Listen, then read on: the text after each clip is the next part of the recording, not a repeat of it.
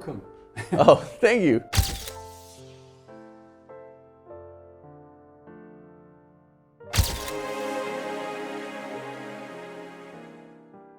Well, thank you for attending this bar. Thank you for having me. And let's have a very interesting talk about the music industry and about your life in Korea and all that. Okay. Sounds good. Now, the beginning. I heard you came to Korea around 9 years ago. Yes. Yes. What made you choose Korea to come as a destination? At the time, so it was, I guess, the end of 2012 when I made the decision. I came February 2013, I believe.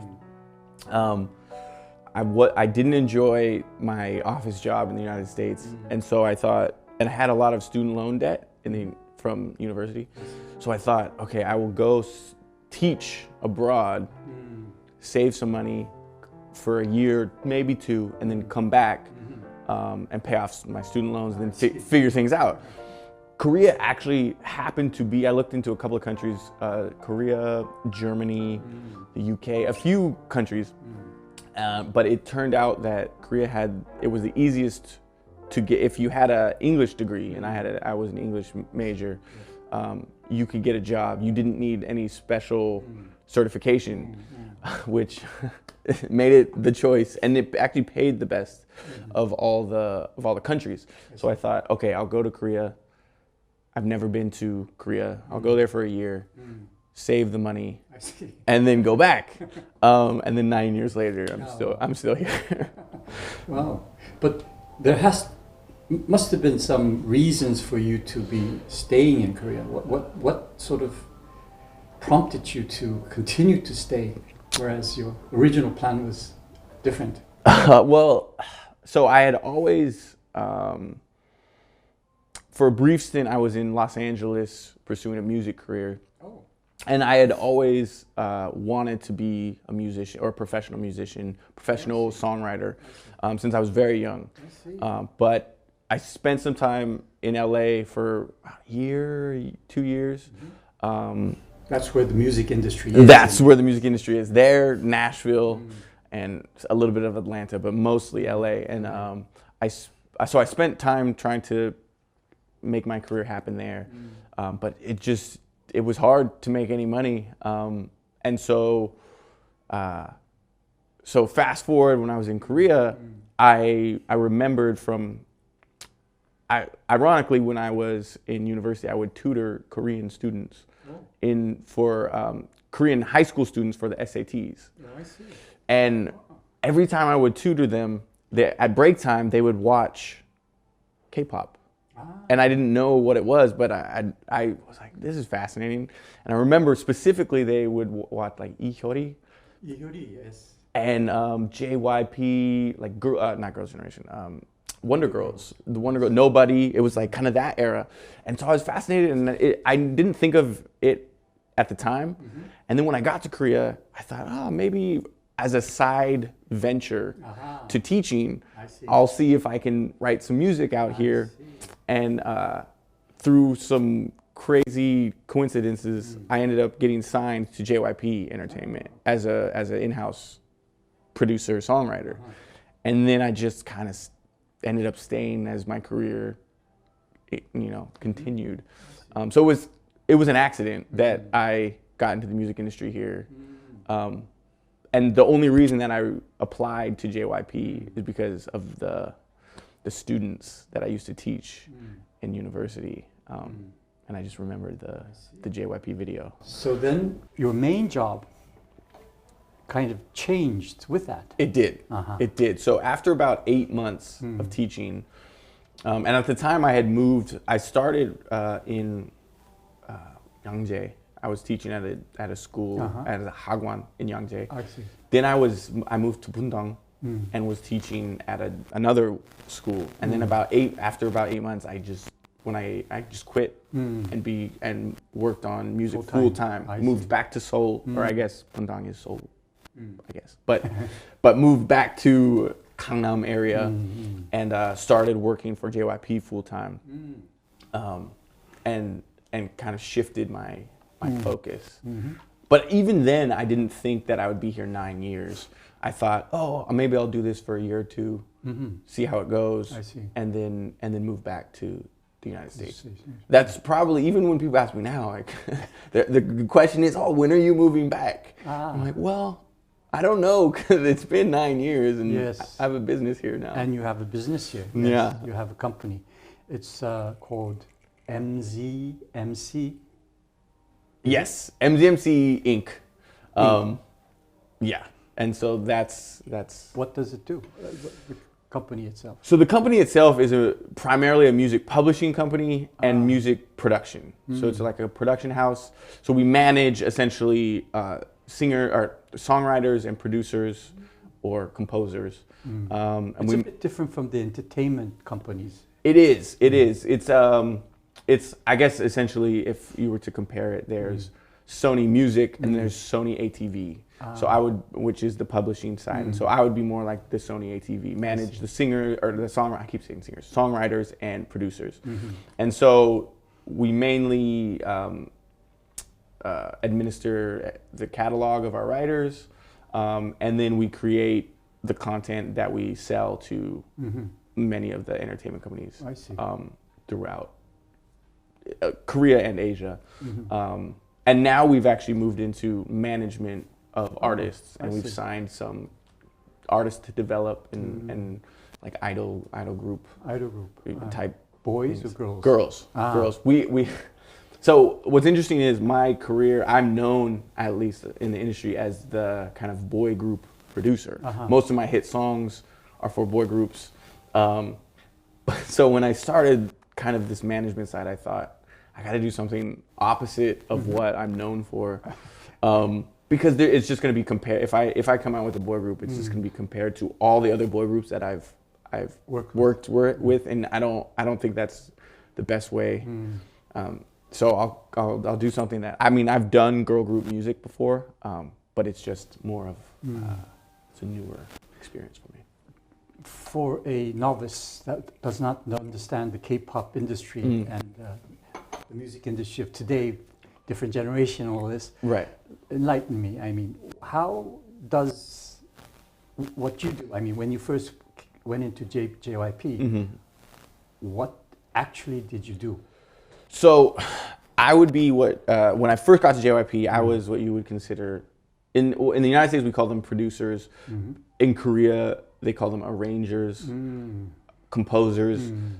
So my primary role was to create kind of the musical composition, or the track, or just the music surrounding the melody of the song. So usually in a song you have two parts. You have the music, which is the instrumentation, and then you have the melody, which is what is being sung. And then the lyrics, of course, are a part of the melody. And so my primary job was to collaborate with a songwriter who writes melody, and I would create the musical instrumentation around that. And that's where I started. But it kind of evolved from that point. But specifically at JYP, I was the arranger. I see. Yeah. For how long did you do that? I was at JYP, I'm technically for 3 years, but I only really worked on JYP projects for about a year and a half. And my main, the artist that I worked with mostly was an artist named Jisoo. Kim Ji-hyun, who actually, the reason they put me with him is because I didn't speak Korean, and he had spent 10 years in the United States. And so he spoke English. So they kind of put us together in the corner and said, make some music. So I worked on his first couple albums, his debut album, and then his follow-up album. And then after that, my career really wasn't going that well at JYP, to be honest. I see. Yeah. Jisoo was the composer or writer of the melodies and the songs? Yes.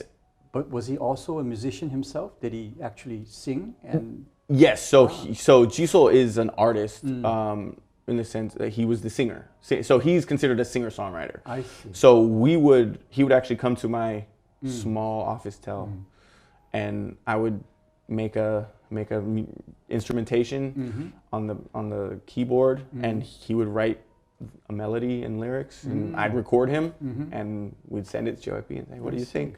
Okay. Is Jisoo still active? I mean, is he? He is active. He ended up a few years ago. He ended up working with Jay Park at Higher Music, and then I think recently he just signed a contract with Warner Music Korea. Oh, okay. And he won The Voice Korea, which is a television show. Recent television show. Recent television show. He won The Voice Korea last year. Ah, okay.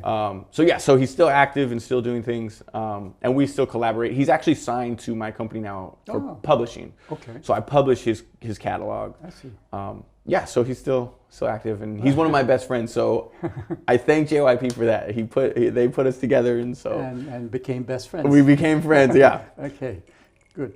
So you said that your career was not going very well at JYP. So Not at all. So you left and went to somewhere else. So so it wasn't going well at JYP, but I did see this at the time when I was here, or when I was at JYP. So this was, I guess, 8 years ago.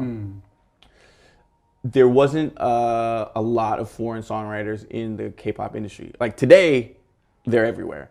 But at the time, there was a few. It was mostly from Europe, European songwriters. Not very many Swedish. American. Yes, A lot of Swedish songwriters. A lot of Swedish songwriters. Design Music, actually, which are, I believe they're Swedish or Norwegian, Scandinavian, and I saw they did really well at SM Entertainment. And SM Entertainment at the time was really the only company that used any foreign songwriters or composers. But I saw the type of music that was being done specifically at SM Entertainment, which was, it was very R&B, old, like 90s US R&B based. And I thought, hey, I know a lot of people in LA that we can do this music. This is the music we actually grew up with. So I ended up creating kind of a small, that's where I guess MZMC was born. Created a small collective of songwriters from foreign writers that I knew from LA. Created a company, and then I signed that company in a publishing partnership with SM Entertainment.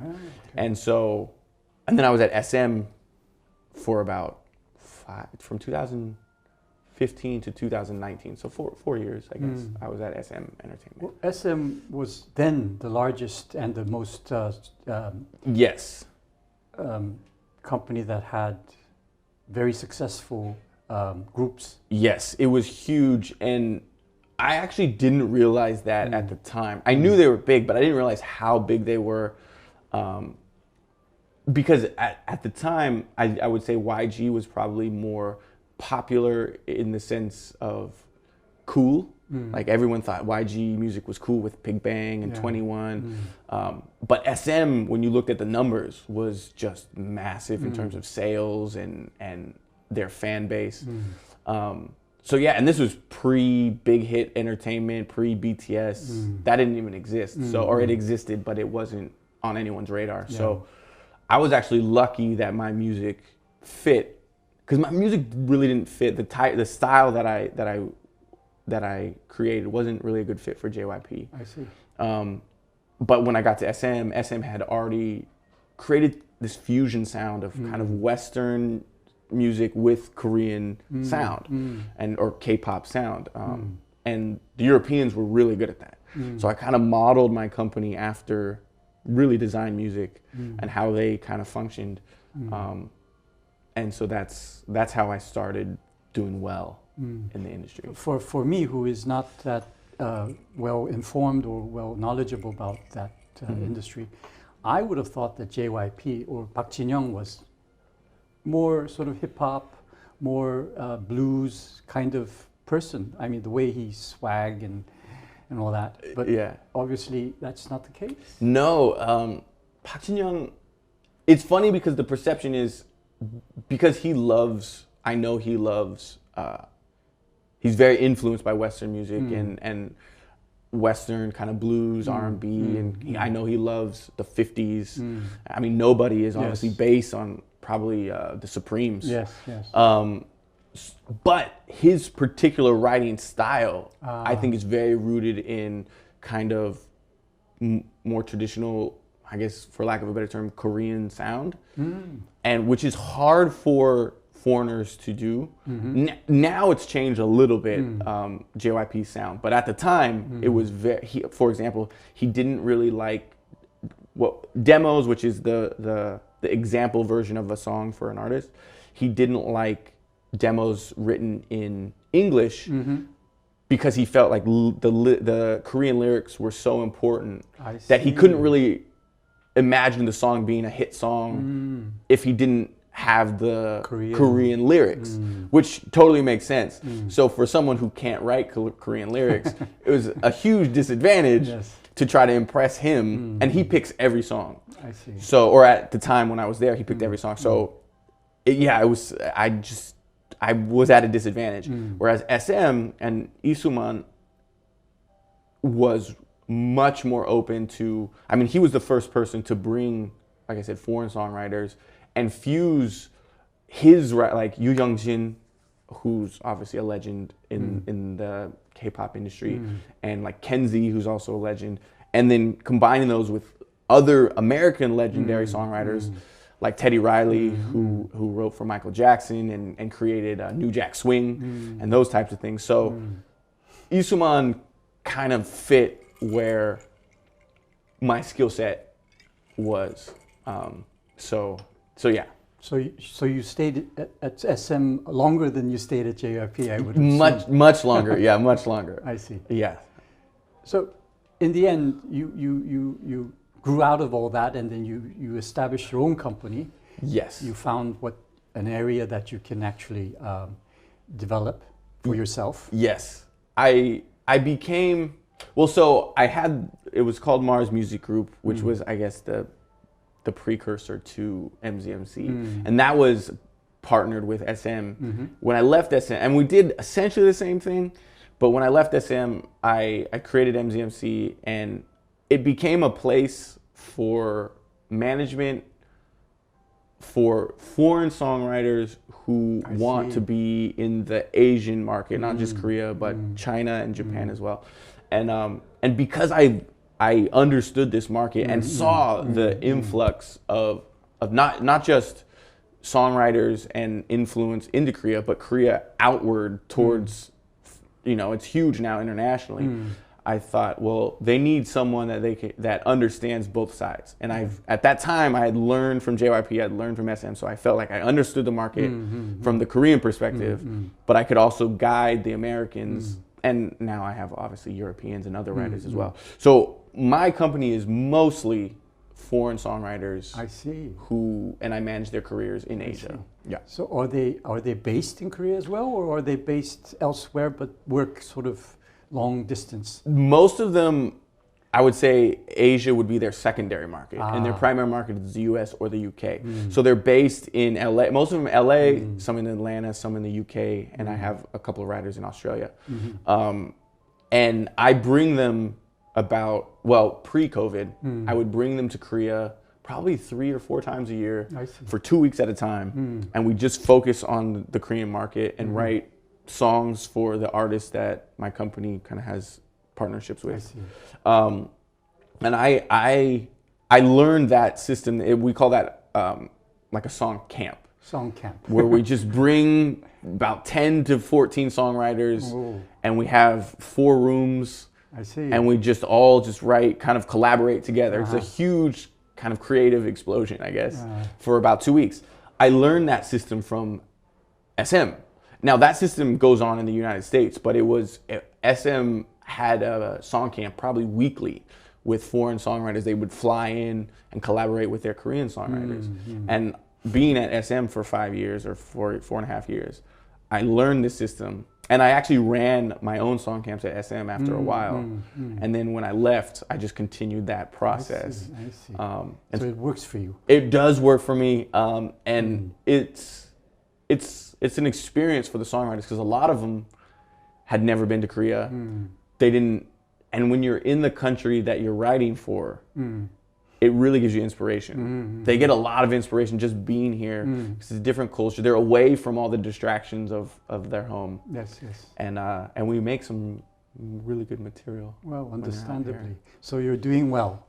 I mean, we could always do better, but we're doing okay. We're doing okay. Yeah.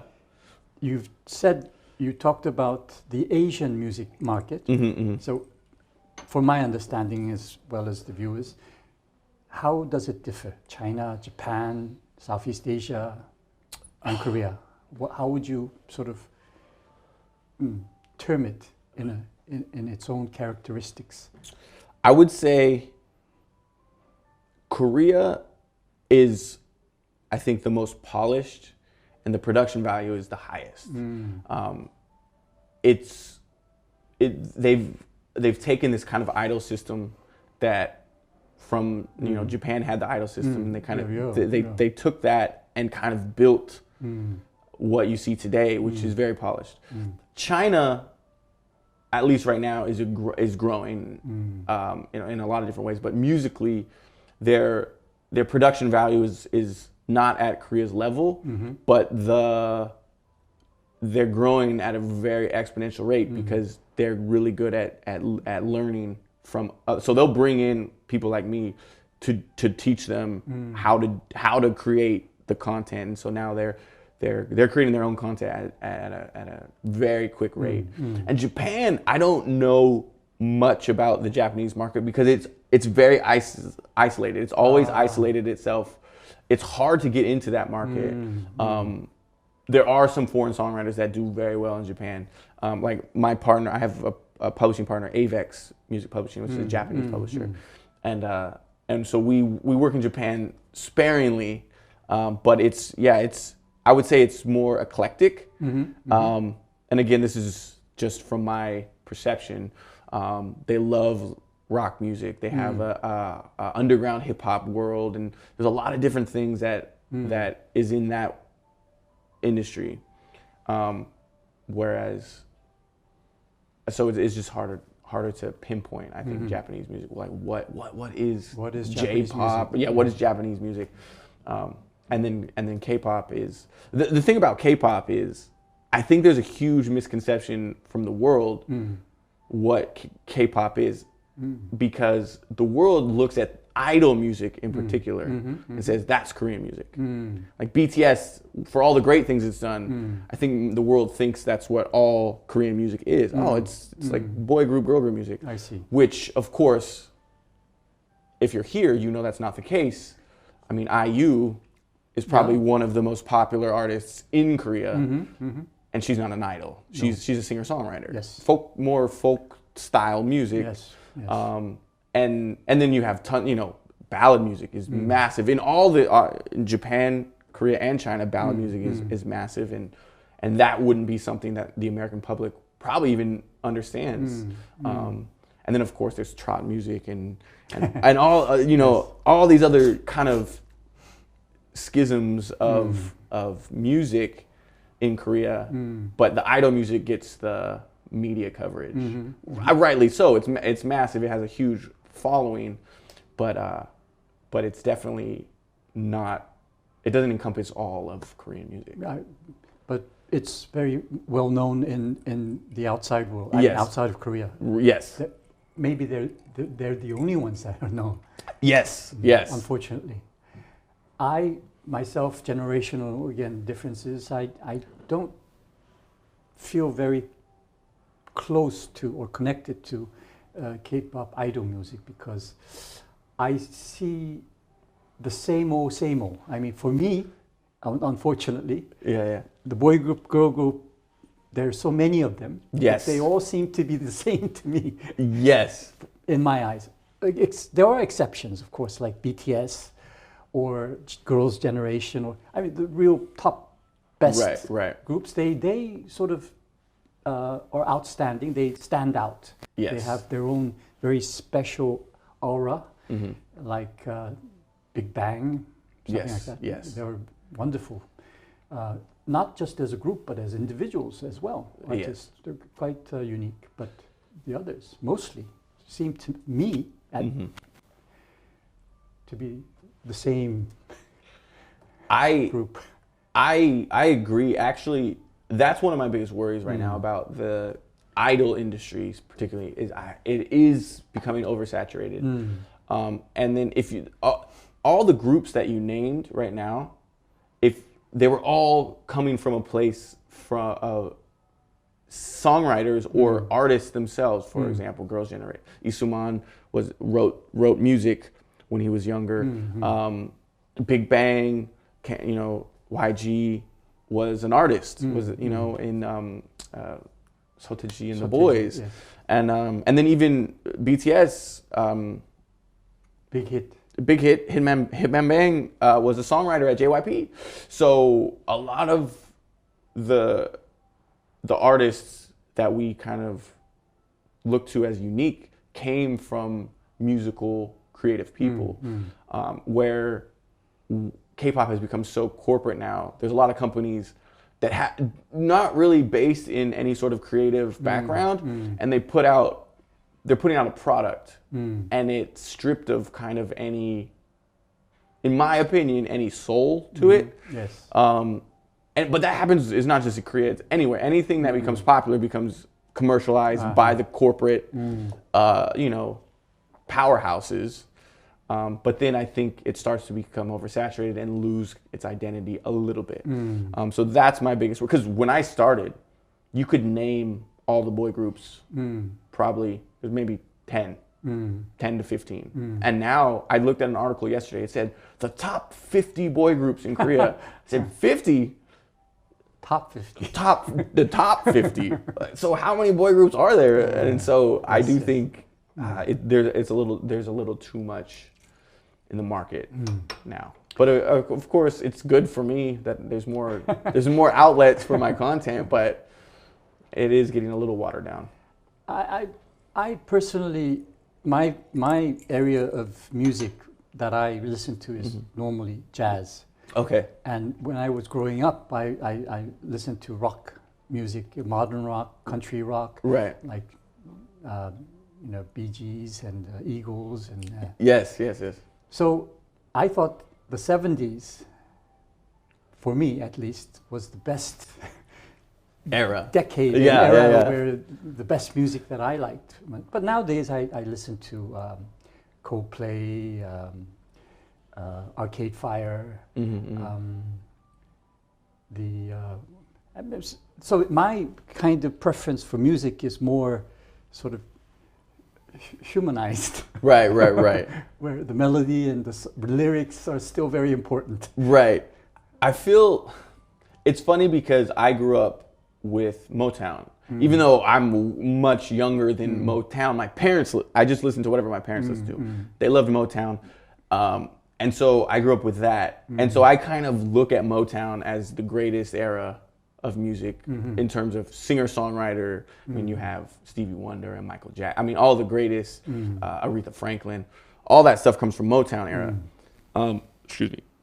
And then, and so I do miss that. And that's, I know we discussed earlier about Bruno Mars. And Bruno Mars is kind of the modern version. He's kind of brought that musicality that used to exist. And it still does exist, but there's just so much content out there. You have to find the content that you're looking for. So if you're looking for more, singer-songwriter, melody, heavy, or lyrical content, you gotta search it out. I see.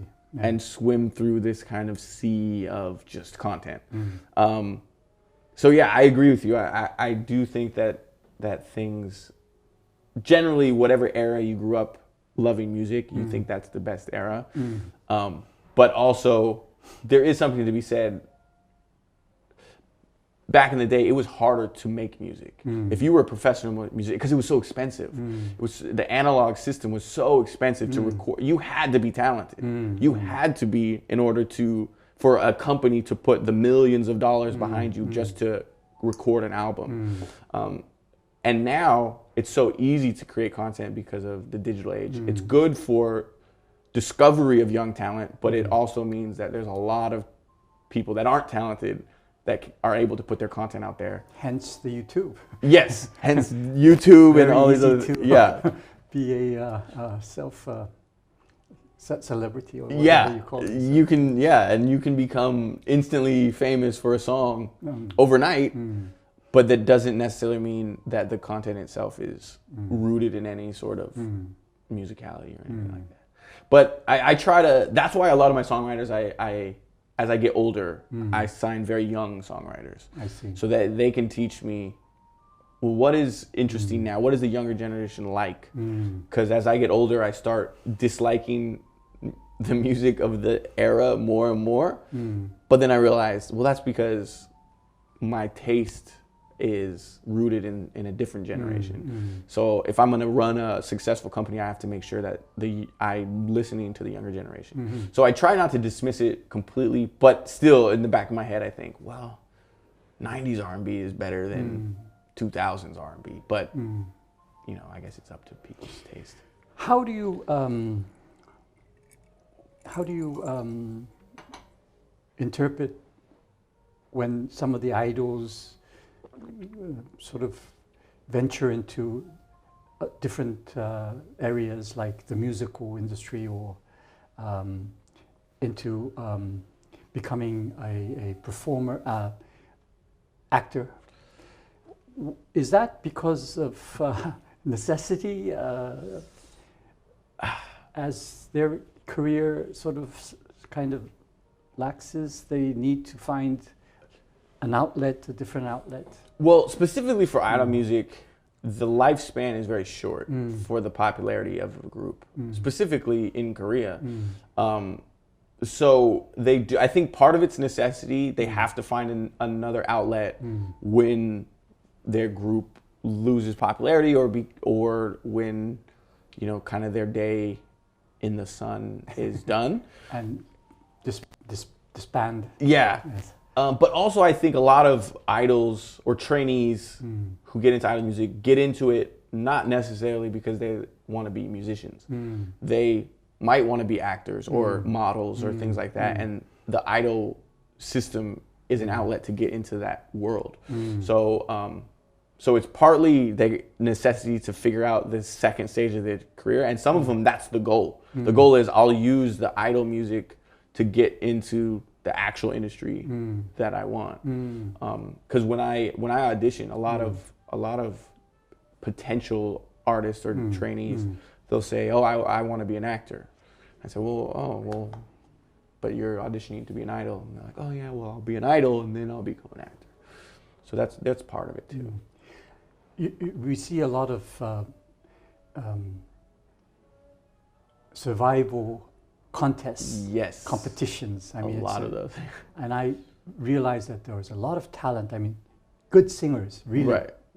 Excellent singers around in Korea. But I also noticed that in the Philippines, again, I mean, you see very talented singers as well, vocalists. Would you consider the Philippines to have very international musical talent that is actually acknowledged worldwide? Because they're very proud of that. I mean, 60% of so-called foreign working musicians in hotels or lounges are Right. mainly Filipino bands. I don't think, honestly, I don't think they're recognized for their. It's funny because when you grow up, I grew up in an area where there was a huge Filipino population. I grew up in a place called Stockton, California, which is Northern California. And there's a massive Filipino population. Actually, my first girlfriend was Filipino when I was in high school. And they're very musical culture, very musical culture. And so they're known, if you have Filipino friends, they're known for being musical and liking to sing and being very good at it. But I don't think they're known for it from the industry perspective and from the fan perspective. But I think it'll get there, because what's interesting is I heard, and I don't know the numbers, but Filipino fans are there's a lot of Filipino fans of K-pop and other genres. I think it's only a matter of time until you have like a Filipino artist, maybe in the Korean industry or the world industry. And I'm sure, is Bruno Mars? I don't know if he's... I think he is partly. I think he might be. Yeah. And that's another thing is we're not even sure. And so that's why I think the perception isn't where it should be yet for their musicality. Yeah. But yeah, they are a very musical culture. But there's a lot of cultures that are very musical. Latin culture. Yes, of course. A huge influence. And my father is Mexican or part Mexican. And so I grew up with Latin music as well, and very musical. Africa is the original. All music originated from Africa. Yeah, I mean, amazing music there. I mean, there's so many countries and cultures that have such unique music that we get inspiration from.